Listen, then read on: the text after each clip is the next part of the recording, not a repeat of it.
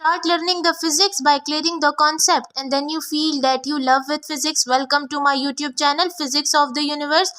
Class 11th physics के lecture series में आपको वेलकम करती हूँ। आज हम जिस टॉपिक को डिस्कस करेंगे लेक्चर 4 में वो है हमारे पास एक्सेलरेशन। सो एक्सेलरेशन का बेसिक कॉन्सेप्ट क्या है, इसकी डिफरेंट टाइप्स क्या है, ये सब कुछ और इससे रिलेटेड जितना कॉन्सेप्ट है आज के लेक्चर में कवर करेंगे। सो एक्सेलरेशन की को स्टार्ट ले लेते हैं, ठीक है। डेफिनेशन से एज यूजुअल जो हम स्टार्ट लेते होते हैं। सो एक्सेलरेशन बेसिकली है क्या? The measure of change in velocity with the passage of time is called acceleration. Acceleration क्या है कि जो हमारे पास velocity के अंदर change आ रहा होता है, अगर हम उस change को with the passage of time की respect से measure करें तो उसको हम acceleration बोलते हैं।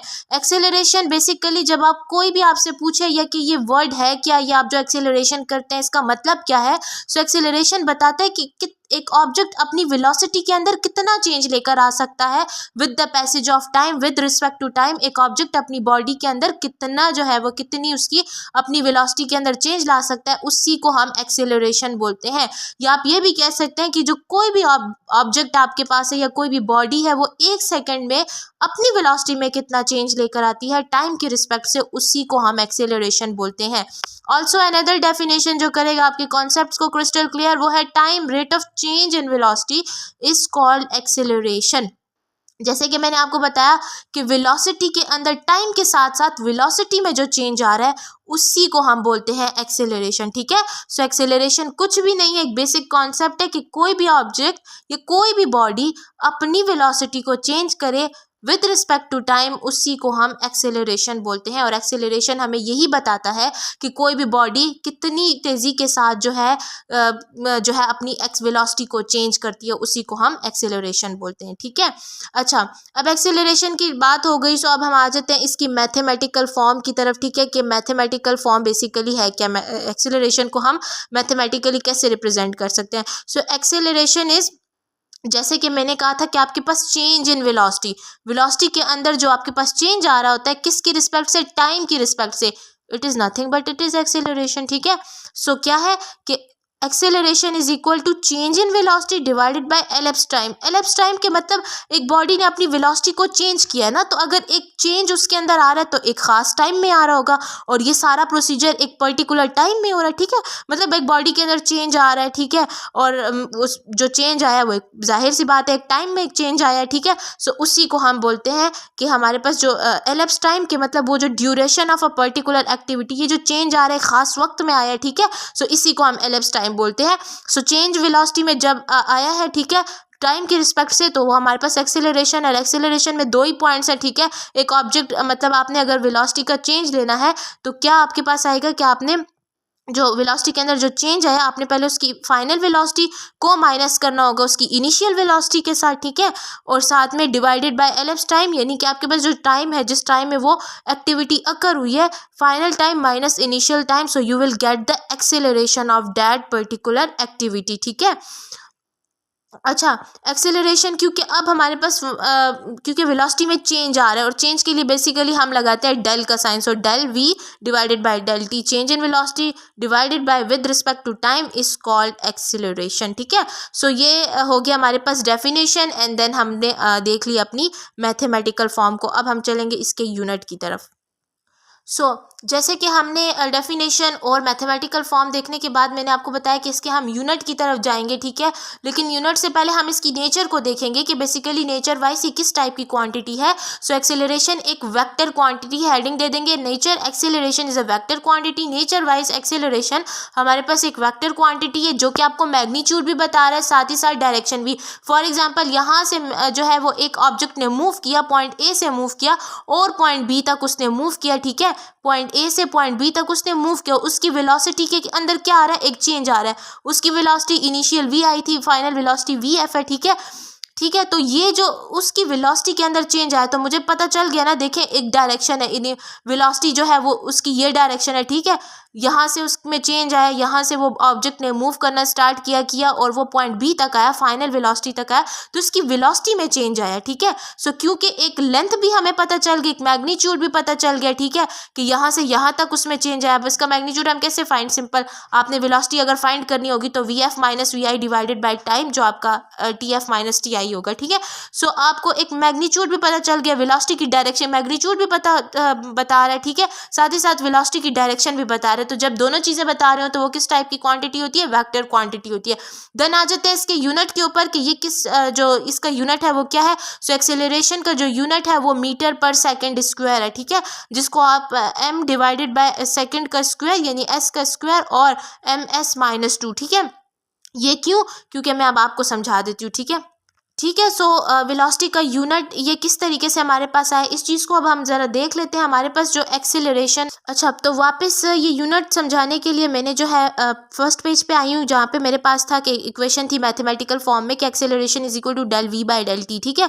सो सिंपल हमारे पास जो एक्सेलरेशन जो वेलोसिटी का हमारे पास फार्मूला था वो हमारे पास क्या था, एक्सेलरेशन का, क्योंकि मैंने यूनिट निकालना है, ठीक है। सो यूनिट निकालने के लिए एक्सेलरेशन इज इक्वल टू हमारे पास क्या था कि total displacement by total time, ऐसा ही था, ठीक है। Total displacement divided by total time, ऐसा ही था, ठीक है, टोटल टाइम। ये हमारे पास एक्सेलरेशन यानी कि हमारे पास वेलोसिटी किसके इक्वल थी, total displacement by total time, ठीक है, ये एक्सेलरेशन के इक्वल है। अब अगर मैं इस वैल्यू को इधर पुट, ये वेलोसिटी के इक्वल है, ठीक है। सो वेलोसिटी, अब मैं इस वैल्यू को यहाँ पुट कर लूँ, सो एक्सेलरेशन हमारे पास क्या है, टोटल डिस्प्लेसमेंट, ठीक है, डिस्प्लेसमेंट जिसको हम हमारे पास एस से भी आप इसको रिप्रेजेंट कर सकते हैं, ठीक है। एस डिस्टेंस है ना, तो एस से भी रिप्रेजेंट करते हैं, जिसको हमने सिंपल जो है वो एस से डिनोट किया था पिछले लेक्चर में। तो ये total displacement divided by total time, तो यहाँ पे आप लिखेंगे टोटल डिस्प्लेसमेंट और डिवाइडेड बाय टोटल टाइम, ठीक है, यानी कि सिंपल टाइम ही आपके पास आ जाएगा। और डिवाइडेड बाय ये जो इनका अपना जो टी था, ठीक है, एक्सेलरेशन में जो टाइम आता है, ठीक है। सो जो टाइम आपके पास आ गया, तो हमारे पास क्या होता है, simple total displacement divided by total time, और यहाँ से आपके पास जो टाइम है, एक्सेलरेशन का जो सिंपल फार्मूला है, change in velocity del v by del t, ठीक है। सो यहाँ पर हमने क्या करना है, अब सिंपल इनके यूनिट्स पुट करने हैं, ठीक है। अब डिस्प्लेसमेंट को हम किस में मेजर करते हैं, डिस्प्लेसमेंट एक डिस्टेंस है, और डिस्टेंस को हम किस में मेजर करते हैं, मीटर में मेजर करते हैं, डिवाइडेड बाय टी, ठीक है, ये जो डिस्प्लेसमेंट का था टोटल टाइम जो टी, ठीक है, और डिवाइडेड बाय ये वाला टाइम, ठीक है। सो टाइम का हमारे पास यूनिट क्या है, जैसे टाइम है, टाइम डिस्प्लेसमेंट का यूनिट हमारे पास मीटर है, मतलब डिस्प्लेसमेंट एक डिस्टेंस है और डिस्टेंस को हम मीटर्स में मेजर करते हैं, ठीक है। टाइम का यूनिट हमारे पास सेकंड है और यहाँ पर भी सेकंड पुट कर लेंगे। तो जब हम इसको ऐसे लिख सकते हैं क्या कि एक्सेलरेशन इज मीटर पर सेकंड, ठीक है, मीटर पर सेकंड और स्क्वायर, ये जो डिवाइडेड बाय एस और एस है ना, ये वाला एस। सो यहाँ पर ये भी एस डिवाइड में है, ये भी दोनों डिवाइड में, जो दोनों डिवाइड में है, सो ये हो जाएगा मीटर पर सेकंड स्क्वायर, और आप इसको जो है वो मीटर पर सेकंड स्क्वायर, और आप इसको ऐसे भी लिख सकते हैं कि आपके पास आ जाएगा सिंपल, या तो आपके पास आ जाएगा मीटर पर सेकंड स्क्वायर, ठीक है, और ms की पावर -2, ठीक हो गया। ये दोनों, ये जो s है ये भी डिवाइड में है, ये भी डिवाइड में, ठीक है। सो जो डिवाइड और डिवाइड होते हैं वो फिर मल्टीप्लाई हो जाते हैं, तो मीटर पर सेकंड स्क्वायर, और आप इसको यूं भी इस तरह से लिख सकते हैं, मीटर पर सेकंड स्क्वायर और ms-2, ठीक है। So it's all about unit, के यूनिट क्या है इसका। नेक्स्ट देखते हैं इसका डायमेंशंस। अच्छा, डायमेंशंस ऑफ एक्सेलरेशन क्या है, उसके लिए हमने हेडिंग बना ली, dimensions of acceleration is, acceleration हमारे पास क्या है, वेलोसिटी डिवाइडेड बाय टाइम, मतलब आपके पास वेलोसिटी में जो चेंज आ रहा है विद रिस्पेक्ट टू टाइम वही एक्सेलरेशन है, लेकिन डायमेंशन को जो है हम रिप्रेजेंट करते हैं इस स्क्वायर ब्रैकेट से, ठीक है। ये हमारे पास डायमेंशन की क्या है, रिप्रेजेंटेशन है, इस ब्रैकेट से हम डायमेंशंस को रिप्रेजेंट करते हैं, दैट इज़ वाई हमने यहाँ पे डायमेंशंस दोनों क्वांटिटीज़ के साथ लिखा है, ठीक है। उसके बाद वेलोसिटी हमारे पास किसके इक्वल होता है, तो डिस्प्लेसमेंट डिवाइडेड बाय टाइम, जैसे कि मैंने आपको पीछे भी करके बताया। So displacement divided by time, and ये टाइम अपनी ये वाला जो टाइम है ये इसी तरह आ जाएगा, ठीक है। अब डिस्प्लेसमेंट हमारे पास क्या है, देखिए डायमेंशंस में हमारे पास 3 यूनिट्स होते हैं, एक मीटर m होता है, l होता है एंड t होता है, ठीक है। अब यहाँ पर हमारे पास जो डिस्प्लेसमेंट है ये बेसिकली एक डिस्टेंस है, और डिस्टेंस को हम L से भी रिप्रेजेंट करते हैं, S से भी करते हैं, क्योंकि हमारे पास डायमेंशंस में ये 3 क्वांटिटीज़ हैं, ठीक है। सो हम इसमें डिस्प्लेसमेंट एक लेंथ है, सो हमने यहाँ पे लिखा L, और टाइम हमारे पास, ठीक है, टाइम टाइम हमारे पास जो है वो t है, ठीक है, ये डिवाइडेड बाय टी है, समझ आ रही है, ये डिवाइडेड बाय टी है। सो आप इसको डिवाइड बाय टी लिख लें या टी की पावर, आप इसको ऐसे भी लिख सकते हैं एल टी, ठीक है, और 1 डिवाइडेड बाय, आप इसको ये sorry L divided by T, आप इसको ऐसे भी कर सकते हैं, ठीक है, और डिवाइडेड बाई टी की पावर 1। लेकिन क्योंकि मैं इसको ऊपर ले गई हूँ तो एल टी की पावर क्या हो जाएगा, -1 डिवाइडेड बाई टी की पावर 1। अब यहाँ से हो जाएगा, इसको थोड़ा सा अरेंज कर लेते हैं, इस टी को भी ऊपर ले जाते हैं, तो एल टी की पावर -1 ऑलरेडी था, ये प्लस में था, जब ऊपर चला जाएगा तो पावर माइनस में हो जाएगी, तो एल टी की पावर -1 तो ये दोनों बेसिस सेम है, पावर ऐड हो जाएंगे तो -2। तो एक्सेलरेशन के डायमेंशंस हमारे पास क्या आ गए, एल टी की पावर -2, ठीक है। अब हम चलते हैं डिफरेंट टाइप्स ऑफ एक्सेलरेशन को जो है हम अब डिस्कस करेंगे। डिफरेंट टाइप्स ऑफ एक्सेलरेशन में हमारे पास जो है वो उसको समझने के लिए हेडिंग बनाएंगे टाइप्स ऑफ एक्सेलरेशन। तो एक्सेलरेशन के बेसिकली 4 टाइप्स है। First one is average acceleration, second one is instantaneous acceleration, third one is uniform deceleration है, ठीक है, और हमारे पास पॉजिटिव एंड नेगेटिव एक्सेलरेशन है। डिसेलरेशन यानी कि रिटार्डेशन भी इसको बोलते हैं, ठीक है। सो अब हम इसको 1 बाय 1 डिटेल के साथ जो है वो डिस्कस करेंगे। सबसे पहला जो हमारे पास एक्सेलरेशन की टाइप है वो है हमारे पास एवरेज एक्सेलरेशन। एवरेज से हमेशा याद रखें कि टोटल, ठीक है, आपके पास वो एक्सेलरेशन की वो टाइप जिसमें हम मतलब एक बॉडी ने एक जगह से दूसरी जगह मूव किया है, ठीक है, तो हम क्या करेंगे, कितनी टाइम में किया, बस हमने ये कैलकुलेट करना है कि उसकी वेलोसिटी के अंदर टोटल चेंज कितना आया है, ठीक है, टोटल चेंज को मेजर करेंगे, ठीक है, तो हमारे पास एक्सेलरेशन आ जाएगी एवरेज एक्सेलरेशन यानी total acceleration. Average acceleration is the total velocity divided by the total time. Average acceleration क्या है कि आपके पास मतलब जो टोटल वेलोसिटी बॉडी ने मूव किया है, ठीक है, एक पॉइंट से दूसरे पॉइंट तक जितने टाइम में किया है वो तो ठीक है, लेकिन हमने क्या करना है, हमने टोटल चेंज देखना है। टोटल चेंज के लिए हम एवरेज एक्सेलरेशन लेंगे और एवरेज एक्सेलरेशन हमें क्या बताता है कि आपके पास जो टोटल वेलोसिटी है उसको डिवाइड कर दो टोटल टाइम के साथ, तो आपके पास एवरेज एक्सेलरेशन आ जाती है। एवरेज एक्सेलरेशन को जो है हम ये एंगल ब्रैकेट से जो है वो रिप्रेजेंट करते हैं, जिसमें देखें एंगल ब्रैकेट्स मैंने बनाए, इनको हम एंगल ब्रैकेट्स बोलते हैं, इसमें ए लिखा हुआ है, ठीक है। सो एवरेज एक्सेलरेशन का फॉर्मूला हमारे पास क्या है, formula for average acceleration can be written as, आपके पास जितनी भी बॉडी ने वेलोसिटी का टोटल मतलब जो टोटल चेंज को हमने क्या करना है, डिवाइड करना है टोटल टाइम से, तो हमारे पास क्या आ जाएगा, एवरेज एक्सेलरेशन। तो लिखेंगे total change in velocity divided by total time.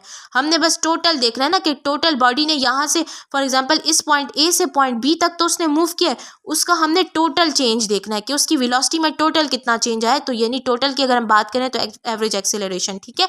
So total change in velocity divided by total time, क्योंकि अब हम देख रहे हैं टोटल की बात कर रहे हैं तो v divided by T, del नहीं लगेगा, ठीक है। डेल का मतलब हम तो मतलब अब क्योंकि टोटल की बात हो रही है तो टोटल में तो फिर कोई चेंज का वर्ड नहीं आ सकता, ठीक है। So total change in velocity, total जितना भी चेंज आया उसको लिखना है, ठीक है, टोटल चेंज को लिखना है and divided by total time कि कितने टाइम में उसकी वेलोसिटी जो है वो इतने टाइम में इतनी उसकी वेलोसिटी ने जो है वो चेंज आया, सो वो हमारे पास एवरेज एक्सेलरेशन है, ठीक है। सो एवरेज एक्सेलरेशन जो है हमारे पास जब भी हम टोटल वेलोसिटी को डिवाइड करते हैं टोटल टाइम के साथ कि मतलब ये इवेंट अकर हुआ है, ये पर्टिकुलर एक्टिविटी अकर हुई है, इसकी वेलोसिटी में टोटल इतना चेंज आया है और इसके टाइम में इतने चेंज है, जब ये दोनों इन्फॉर्मेशन एक बॉडी एक अब बता दे एक्सेलरेशन, तो जब दोनों चीज़ें यानी टोटल वेलोसिटी का पता चल जाए डिवाइडेड बाय टोटल टाइम का साथ बता दे, तो ये हमारे जो इन्फॉर्मेशन है वो हमारे एवरेज एक्सेलरेशन ही प्रोवाइड कर सकता है, ठीक है। सो अब हम दूसरे टाइप की तरफ जाएंगे जो कि हमारे पास होगी इंस्टेंटेनियस एक्सेलरेशन।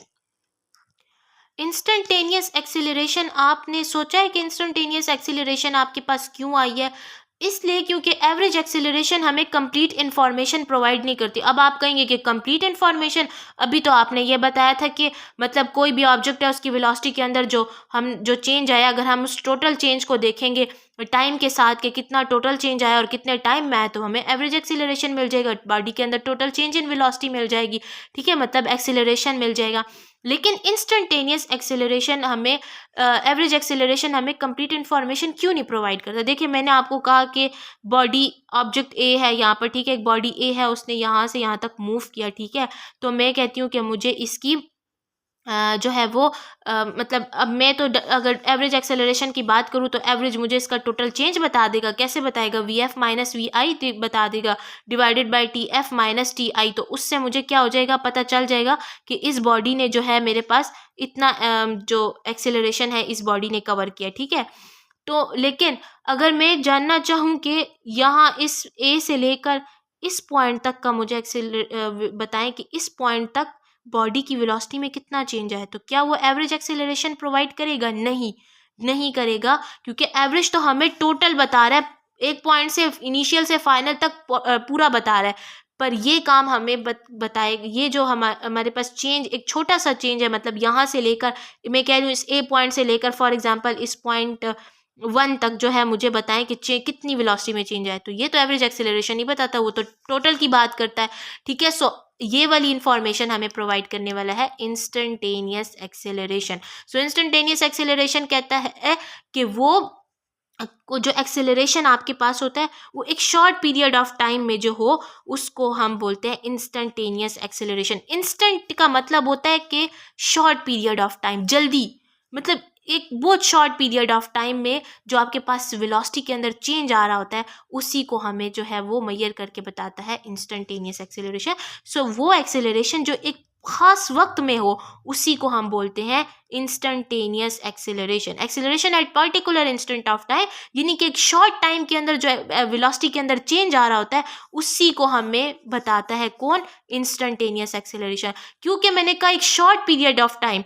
ठीक है, जैसे मैं कहती हूँ कि बॉडी ने यहाँ से यहाँ तक तो मूव किया है, ठीक है, और मैं जानना चाहती हूँ कि यहाँ तक उसकी वेलोसिटी में कितना चेंज आया है, तो मैं कहूँगी कि यहाँ पर फॉर एग्जांपल 1 सेकेंड बॉडी ने जो है वो 1 मीटर पर सेकेंड स्क्वायर का जो है वो उसकी वेलोसिटी में चेंज आया, तो कितने टाइम में आया? तो फिर 1 मीटर पर सेकेंड स्क्वायर का जो है वो वेलोसिटी के अंदर चेंज आया, तो फिर वो टाइम कितना शॉर्ट होगा। ठीक है, सो इसीलिए हम कहते हैं कि फिर हमारे पास जो है वो एक शॉर्ट पीरियड ऑफ टाइम होता है। ठीक है, इतना छोटा टाइम है, 1 मीटर पर सेकेंड स्क्वायर जो है वेलोसिटी के अंदर चेंज आया है, तो फिर इस छोटे से चेंज के लिए कितना कम वक्त लगा होगा ना। तो इसीलिए हम कहते हैं कि इस सिचुएशन में, इंस्टेंटेनियस एक्सेलरेशन की सिचुएशन में, हमारे पास जो टाइम होता है वो जीरो तो नहीं होता, लेकिन जीरो को अप्रोच कर रहा होता है। ठीक है, मतलब जीरो के करीब करीब होता है, इतना कोई छोटा टाइम होता है। ठीक है, इंस्टेंट टाइम होता है, शॉर्ट पीरियड ऑफ टाइम होता है।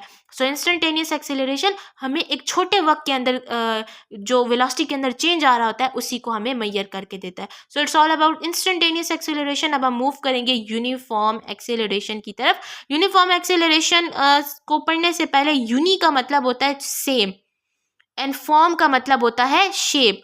तो वो एक्सेलरेशन जो मतलब जितना वेलोसिटी के अंदर, ऐसी एक्सेलरेशन कि जिसकी वेलोसिटी में जितना चेंज आ रहा है उतना ही टाइम में चेंज आ रहा है, मतलब वेलोसिटी का चेंज और टाइम का चेंज, दोनों वेलोसिटी और टाइम में जो है वो इक्वल अमाउंट में जो है वो चेंज आ रहा है, वो सेम अमाउंट के साथ जो है वो मूव कर रही है। मतलब जैसे मैं कहती हूँ बॉडी ने यहाँ से यहाँ तक तो मूव किया, ए से बी पॉइंट तक मूव किया, लेकिन देखिए यहाँ पहले 1 सेकेंड में जो है वो बॉडी ने जो है वो 1 सेकेंड में 5 मीटर पर सेकेंड स्क्वायर का डिस्टेंस जो है वो वेलोसिटी उसकी चेंज हुई। फिर नेक्स्ट 1 सेकेंड के अंदर भी उसकी बॉडी में जो है वो 5 मीटर पर सेकेंड का चेंज, मतलब बॉडी के अंदर जो है वो सेम अमाउंट में जो है वो चेंज आ रहा है। ठीक है, मतलब a body is set to have uniform acceleration. वो बॉडी जो है हमारे पास यूनिफॉर्म एक्सेलरेशन में होगी अगर उसकी वेलोसिटी चेंज हो रही है equal amount in equal interval of time. ठीक है, जैसे मैंने आपको एग्जांपल दी कि यहाँ से यहाँ तक बॉडी मूव कर रही है और यहाँ तक पहुँचे तो 1 सेकेंड में उसने 5 मीटर पर सेकेंड का डिस्टेंस जो है वो ट्रेवल किया। ठीक है, उसकी वेलोसिटी में चेंज है। फिर नेक्स्ट सेकेंड में उसमें जो है वो 10 मीटर पर सेकेंड का जो है वो चेंज, उसकी वेलोसिटी में चेंज आया। तो इसी तरह वो इक्वल, उसकी वेलोसिटी में तो चेंज आ रहा है लेकिन इन इक्वल इंटरवल ऑफ टाइम। समझ आ रही है?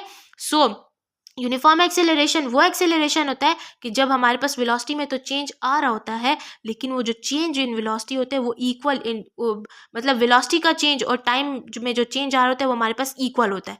1 सेकेंड में 5 मीटर पर सेकेंड का डिस्टेंस, फिर 1 सेकेंड में दूसरे 1 सेकेंड में जो है आपके पास 10 मीटर पर सेकेंड का, मतलब 1 में 5, फिर नेक्स्ट 1 सेकेंड में जो है 5 मीटर पर सेकेंड जो है उसकी वेलोसिटी में जो है वो चेंज आ रहा है। तो इस तरीके से हम बोलते हैं यूनिफॉर्म एक्सेलरेशन। ठीक है, अच्छा, यूनिफॉर्म एक्सेलरेशन को आप ऐसे भी बता सकते हैं कि जो यूनिफॉर्म एक्सेलरेशन बेसिकली होती है वो ऐसी एक्सेलरेशन होती है ना कि अगर एक बॉडी एक पॉइंट से दूसरे पॉइंट तक जो है वो आपके पास मूव कर रही है, तो जो इनिशियल पॉइंट से उसकी वेलोसिटी थी वही उसकी वेलोसिटी है और एक ही जैसी वेलोसिटी के साथ मूव कर रही है, एक ही जैसी वेलोसिटी के साथ मूव कर रही है, तो मतलब उसके टाइम भी चेंज नहीं हो रहा। ठीक है, हो रहा है टाइम चेंज, लेकिन वो जो ऐसा होता है कि पहले 1 मीटर 1 सेकेंड में जो है उसने 10 मीटर पर सेकेंड स्क्वायर का जो है उसकी वेलोसिटी में चेंज आई, फिर नेक्स्ट 1 सेकेंड में उसकी 15 में आई, तो इस तरह नहीं, सेम वेलोसिटी के साथ वो चल रहा है, सेम एक्स उसकी जो वेलोसिटी है वो उसके अंदर कोई चेंज नहीं आ रहा।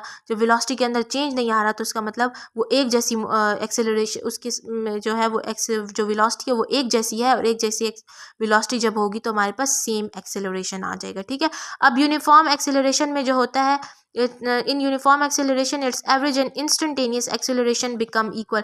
यूनिफॉर्म एक्सेलरेशन में एवरेज और इंस्टेंटेनियस एक्सेलरेशन इक्वल होता है। जैसे कि मैंने आपको कहा कि बॉडी मूव कर रही है, ठीक है, जो उसका जो इनिशियल पॉइंट था फाइनल पॉइंट तक के दरमियान जो है वो मतलब एक ही जैसी वेलोसिटी के साथ मूव करी, एक जैसी वेलोसिटी होगी।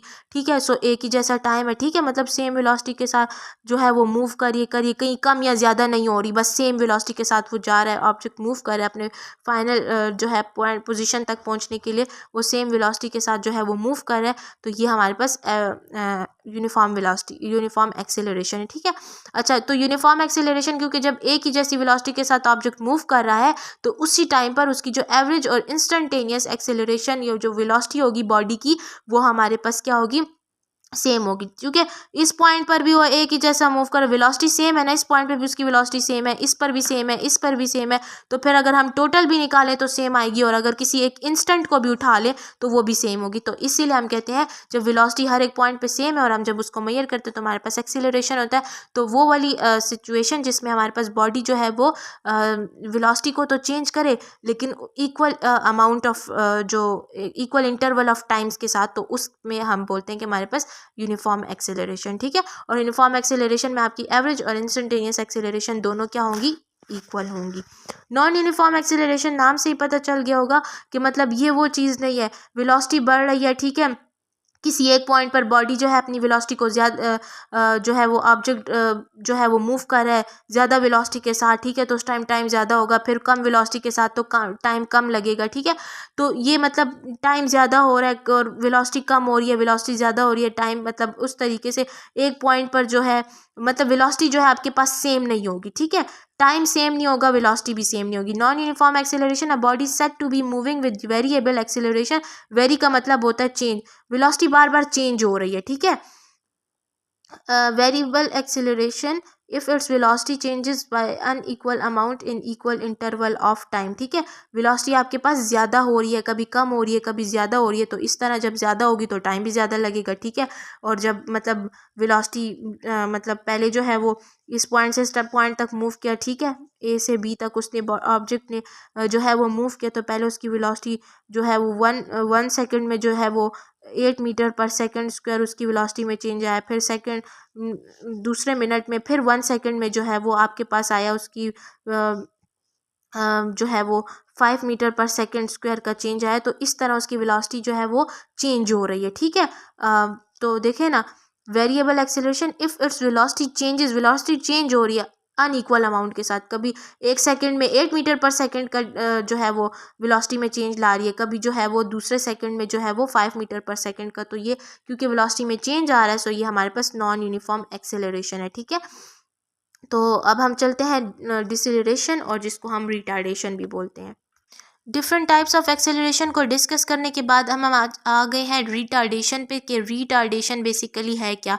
सो retardation is merely a negative acceleration. Positive acceleration occurs when a body velocity increases, similarly as velocity decreases the acceleration become negative which is called retardation. Retardation basically negative acceleration को बोलते हैं। ठीक है, positive acceleration में देखिए ना, अब change जो आ रहा है, चेंज ज़्यादा एक चेंज होता है, ज़्यादा चेंज होता है, एक चेंज कम चेंज होता है। अगर एक्सेलरेशन के अंदर ज़्यादा चेंज आ रहा है तो वो तो फिर वेलोसिटी इंक्रीज़ कर रहा है, जिसको हम कहते हैं मतलब एक, अगर एक्सेलरेशन में ज़्यादा चेंज आ रहा है मींस वेलोसिटी ज़्यादा इंक्रीज़ हो रही है। ठीक है, उसको हम पॉजिटिव एक्सेलरेशन बोलते हैं। अगर वेलोसिटी में चेंज आ रहा है लेकिन चेंज कम आ रहा है यानी कि वेलोसिटी डिक्रीज हो रही है, तो उसको हम नेगेटिव एक्सेलरेशन बोलते हैं, और नेगेटिव एक्सेलरेशन को हम बोलते हैं डिसेलरेशन या रिटार्डेशन। ठीक है, इसका थोड़ी सी मैंने एक्सप्लेनेशन, आप पेपर में जस्ट इतना ही लिखेंगे। ठीक है, जो रिटार्डेशन होता है ये बेसिकली नेगेटिव एक्सेलरेशन होता है। ठीक है, नेगेटिव एक्सेलरेशन हमारे पास कब होता है, जब हमारे पास वेलोसिटी क्या होती है, कम हो रही होती है। ये हमारे पास है कि explanation, when an object is slowing down we say that there is a deceleration और रिटार्डेशन। एक ऑब्जेक्ट हमारे पास, जब कभी भी एक ऑब्जेक्ट मूव कर रहा है, ठीक है, और उसकी मोशन में जो है वो उसकी मोशन स्लो डाउन होती जा रही है, स्लो डाउन होती जा रही है, एक वक्त होता है वो रुक जाते हैं, तो मतलब कि वो जो बॉडी की जो वेलोसिटी थी वो डिक्रीज़ हो रही थी, वेलोसिटी कम हो रही थी। तो क्या हो गया था, एक वक्त ऐसा आया कि वो स्लो होते होते वेलोसिटी जो है वो डिक्रीज़ हो रही थी, ऑब्जेक्ट की मोशन स्लो डाउन होती जा रही थी। तो इस सिचुएशन में हम बोलेंगे जो एक्सेलरेशन है वो डिसेलरेशन होती है या रिटार्डेशन होती है, जिसको हम नेगेटिव एक्सेलरेशन बोलते हैं। रिटार्डेशन के लिए या डिसेलरेशन के लिए या नेगेटिव एक्सेलरेशन के लिए क्या कंडीशन होती है, वी हैव अ डिसेलरेशन और retardation when the magnitude of the velocity is decreases such the velocity and acceleration point is opposite in direction when there is retardation और डिसेलरेशन। जो हमारे पास negative acceleration होता है या deceleration या retardation, जो भी आप इसके लिए यूज़ करें टर्म, ये तब होता है जब मैंने आपको कहा आपके पास वेलोसिटी डिक्रीज होती है, यानी कि आपके पास जो वेलोसिटी का जो मैग्नीट्यूड होता है, वेलोसिटी डिक्रीज होती है, बस सिंपल जो मैग्नीट्यूड होता है। ठीक है, पहले जो है मैग्नीट्यूड एक ऑब्जेक्ट का पहले स्टार्ट में जो है वो ऑब्जेक्ट मूव कर रही होती है। ठीक है, फिर उसकी वेलोसिटी डिक्रीज होती है, फिर एक टाइम ऐसा होता है कि जो वेलोसिटी होती है वो और डिक्रीज हो जाती है, तो ऑब्जेक्ट क्या होता है, स्लो डाउन हो जाता है। ठीक है, स्लो डाउन हो जाता है, फिर एक वक्त में वो रुक जाता है, एक्सेलरेशन क्या हो जाती है, नेगेटिव हो जाती है। ठीक है, क्योंकि वेलोसिटी में जो है वो डिक्रीज आ रहा है, तो डिक्रीज की वजह से ऑब्जेक्ट स्लो डाउन होता है। इसकी सिचुएशन में हम क्या बोलते हैं कि हमारे पास बॉडी जो है वो नेगेटिव एक्सेलरेशन पे। अच्छा, नेगेटिव एक्सेलरेशन के दौरान आपके पास क्या होता है कि जो आपकी एक्सेलरेशन की डायरेक्शन होती है और वेलोसिटी की डायरेक्शन होती है वो अपोजिट होती है। ठीक है, ये एक सिचुएशन कब होती है, फॉर एग्जांपल आपके पास एक बॉल है। ठीक है, ये आपके पास एक बॉल है, ये आपके पास इसने इतनी वेलोसिटी जो है ये इस वेलोसिटी के साथ जो है वो मूव कर रहा है। ठीक है, इतनी वेलोसिटी मतलब ये आगे की तरफ जा रहा है, इसकी वेलोसिटी इस डायरेक्शन में। ठीक है, इसने मूव किया और ये इसकी वेलोसिटी की ये डायरेक्शन है। ठीक है, ये अब आगे की तरफ जा रहा है। अब डिसेलरेशन की कंडीशन कब आएगी, अगर मैंने इसकी मोशन को, इसकी वेलोसिटी को मतलब इसकी मोशन को, इस बॉल की मोशन को, क्योंकि तो ये आगे की तरफ जा रहा है, अगर मैं इसको पीछे की तरफ बॉल को पुश करूंगी तो ये तो और आगे की तरफ जाएगा, जब आगे की तरफ जाएगा तो रुकेगा तो नहीं। लेकिन जब कभी भी मैंने ऑब्जेक्ट को स्लो डाउन करना हो या उसे स्टॉप कराना हो, तो ये बॉल जो है इसको मैं फोर्स यहाँ लगाऊंगी ना, यहाँ पे लगाऊंगी, क्योंकि वेलोसिटी तो इसकी इस डायरेक्शन में, अगर मैं इस डायरेक्शन में इसके ऊपर फोर्स लगाती हूँ तो ये ऑब्जेक्ट क्या होगा, ये बॉल क्या होगा, ये रुक जाएगा, इसकी मोशन रुकेगा तो नहीं। फर्स्टली इसकी मोशन में क्या आएगा, स्लो डाउन हो जाएगी, इसकी मोशन स्लो होती जाएगी। तो फोर्स मैंने इस डायरेक्शन में लगाई, जो फोर्स इस डायरेक्शन में है तो फोर्स की भी वही डायरेक्शन है जो कि एक्सेलरेशन की डायरेक्शन है, तो वेलोसिटी इस डायरेक्शन में हो गई और एक्सेलरेशन इस डायरेक्शन में हो गया, दोनों क्या हो गए, ऑपोजिट इन डायरेक्शन हो गए, तभी तो बॉडी में क्या आ रहा है, डिक्रीज आ रहा है। ठीक है, फिर ये जो फोर्स लगाऊंगी तो ऑब्जेक्ट पहले इतना होगा उसकी मोशन में स्लो डाउन, फिर इतना स्लो डाउन, फिर क्या होगा, वो एक वक्त आएगा कि रुक जाएगा। तो नेगेटिव एक्सेलरेशन की बेसिकली ये कंडीशन है कि एक्सेलरेशन की डायरेक्शन और वेलोसिटी की डायरेक्शन क्या होंगे, आपके पास ऑपोजिट होंगे। पॉजिटिव एक्सेलरेशन, जब एक्सेलरेशन के अंदर इंक्रीज आ रहा होगा, यानी कि वेलोसिटी के अंदर इंक्रीज आ रहा होगा, तो ऑब्जेक्ट क्या होगा, हमारे पास पॉजिटिव एक्सेलरेशन में होगा। So positive acceleration, if the velocity of an object increases in the direction of the motion then the acceleration is said to be positive. Positive acceleration कब होगा, जब बॉडी की वेलोसिटी क्या होगी, वो इंक्रीज होगी। ठीक है, इन द डायरेक्शन ऑफ मोशन, जिस डायरेक्शन में आपका ऑब्जेक्ट मूव कर रहा होता है उसी डायरेक्शन में उसकी वेलोसिटी होती है ना। ठीक है, अब जैसे मैंने आपको कहा कि ये आपके पास बॉल है, ठीक है, ये आपके पास बॉल है, ये इस डायरेक्शन में मूव कर रहा है, आगे की तरफ मूव करता जा रहा है। ठीक है, मूव करता जा रहा है, ये इसकी वेलोसिटी की डायरेक्शन है। ठीक है, अब अगर ये पॉजिटिव एक्सेलरेशन में होगा तो क्या होगा कि मैं इसको पीछे की तरफ क्या करूंगी, इस पे फोर्स लगाऊंगी, इसको पीछे की तरफ से एक पुश दूंगी, ये और आगे की तरफ जाएगा। ठीक है, तो मेरी फोर्स की ये डायरेक्शन है, और एक्सेलरेशन भी ये डायरेक्शन है, जो फोर्स की डायरेक्शन होती है वही एक्सेलरेशन की डायरेक्शन होती है। तो पॉजिटिव एक्सेलरेशन के केस में क्या होगा कि ऑब्जेक्ट की वेलोसिटी क्या होगी, इंक्रीज होती जाएगी, वो और आगे की तरफ मूव करता रह जाएगा। So direction of positive acceleration की, पॉजिटिव जो एक्सेलरेशन है उसकी डायरेक्शन क्या होगी, वही होगी जो आपकी वेलोसिटी की direction. Positive acceleration happens only if the velocity and acceleration both are in same direction. जैसे कि आपने देखा ना, एक्सेलरेशन की जो डायरेक्शन है और वेलोसिटी की दोनों की सेम है, क्योंकि जब मैंने एक बॉडी को मोशन कराना, उसकी वेलोसिटी को इंक्रीज देना, तो मैं उसको पीछे की तरफ से उसको फोर्स लगाऊंगी ना। रोकना तो जब जब नेगेटिव किसी बॉडी की वेलोसिटी को डिक्रीज करूंगी तो आगे की तरफ से उसको रोकूंगी ना, इधर आगे की तरफ से रोकूंगी कि वो नेगेटिव एक्सेलरेशन उसकी वेलोसिटी में डिक्रीज आ जाए, नेगेटिव एक्सेलरेशन के कंडीशन को जो है वो अटेम्प्ट करे, फुलफिल करे, तो यहाँ से रोकूंगी। लेकिन जब मैंने उसको पॉजिटिव एक्सेलरेशन, मतलब कि वो तो जिस वेलोसिटी के साथ मूव कर रहा है उसकी वेलोसिटी में इंक्रीज आना चाहिए, तो इंक्रीज के लिए मैं क्या करूंगी, बैक साइड से उसको क्या करूंगी, पुश दूंगी, बॉल को आगे की तरफ जाएगा। तो सेम डायरेक्शन, सेम देखें, ये बॉल है, इसकी इस वेलोसिटी के साथ मूव करता हुआ आगे बढ़ रहा है, वेलोसिटी इसकी क्या हो रही है, इंक्रीज हो रही है। जब मैंने इसके ऊपर फोर्स लगाई, पीछे से इस बॉल को पुश किया, तो जो फोर्स की डायरेक्शन है वही एक्सेलरेशन की, वेलोसिटी इंक्रीज तो एक्सेलरेशन भी इंक्रीज। तो फिर ये दोनों में देखें, इसकी डायरेक्शन एक्सेलरेशन की वेलोसिटी की सेम है, तो यानी कि ये पॉजिटिव एक्सेलरेशन को जो है वो कंडीशन फुलफिल करे। सो अब हम चलेंगे अपनी last type of acceleration which is negative.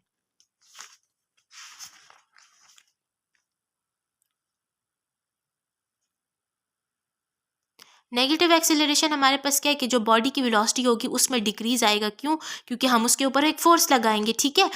मतलब नेगेटिव एक्सेलरेशन कि उसकी बॉडी वेलोसिटी में, जो बॉडी की वेलोसिटी है उसमें डिक्रीज आएगा, हम उस पर एक फोर्स लगाएंगे, उसकी वजह से क्या होगा, बॉडी की जो मोशन होगी वो स्लो डाउन होती जाएगी, और स्लो डाउन होगी तो हमारे पास नेगेटिव एक्सेलरेशन में आएगा।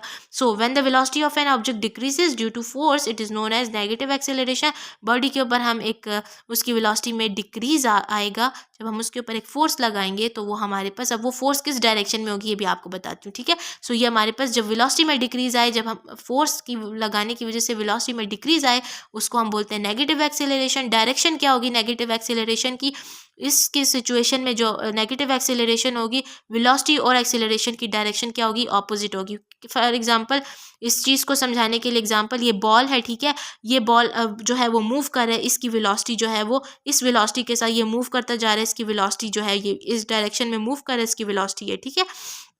वेलोसिटी जो है मैंने डिक्रीज लिखा है, क्यों लिखा है, क्योंकि अगर मैंने नेगेटिव एक्सेलरेशन इस की कंडीशन इस पर फुलफिल होगी कब, जब मैं इसके ऊपर फोर्स लगाऊंगी। क्योंकि अब मैंने नेगेटिव एक्सेलरेशन क्या है कि आपके पास ऑब्जेक्ट की जो वेलोसिटी है वो क्या होगी, डिक्रीज होगी। तो वेलोसिटी को मैं डिक्रीज कैसे लगाऊंगी, ये तो इस डायरेक्शन में मूव करे, अगर पीछे से धक्का लगाऊंगी तो बॉल तो आगे की तरफ जाएगा, आगे की तरफ जाएगा तो वेलोसिटी में तो इंक्रीज आएगा, वो तो फिर पॉजिटिव एक्सेलरेशन हो गया। हाँ बिल्कुल आप सही कह रहे हैं, लेकिन नेगेटिव एक्सेलरेशन के लिए अगर मैंने इसकी वेलोसिटी को डिक्रीज करना है तो यहाँ मैं बॉल को क्या करूँगी, रोकने की कोशिश करूँगी, ठीक है। यहाँ पर एक फोर्स लगाऊंगी, फोर्स की एक वेक्टर क्वांटिटी है, इसलिए मैंने ये इसके ऊपर एरो लगाया। लेकिन यहाँ पर ये जो एरो नज़र आ रहा है, इस डायरेक्शन में मैं फोर्स लगाऊंगी, इस डायरेक्शन में फोर्स लगाऊंगी, बॉल की जो मोशन है वो स्लो डाउन होगी, स्लो डाउन होगी, यानी जो फोर्स, तो वेलोसिटी में क्या होगा, डिक्रीज होगा। तो जो फोर्स की डायरेक्शन है उसी डायरेक्शन में आपके पास क्या होती है, फोर्स इस डायरेक्शन में लग रही है, एक्सेलरेशन भी इसी डायरेक्शन में होगा। तो वेलोसिटी की ये डायरेक्शन हो गई, एक्सेलरेशन की ये डायरेक्शन, दोनों की डायरेक्शन क्या होगी, ऑपोजिट होगी। जब दोनों की डायरेक्शन ऑपोजिट होगी तभी तो बॉडी की जो मोशन है, जो वेलोसिटी है उसमें डिक्रीज आएगा, और डिक्रीज आएगा तो वो नेगेटिव एक्सेलरेशन की कंडीशन को जो है वो हमारे पास फुलफिल करेगा। सो होपफुली लेक्चर आपको समझ आ गया होगा।